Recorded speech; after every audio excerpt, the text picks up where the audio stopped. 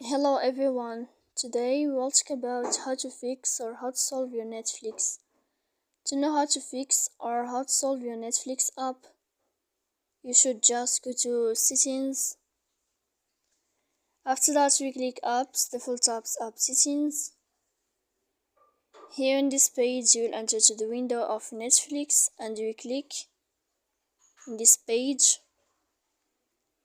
After that we click for stop and we click OK. Here we'll enter to the window of storage. Then we click clear cache. Don't click clear data because that can cause you errors on your app. And in the end of all these steps, you can turn off your phone to fix your problem. So please don't forget to support us by liking and subscribe. See you next time in another video and thank you for watching.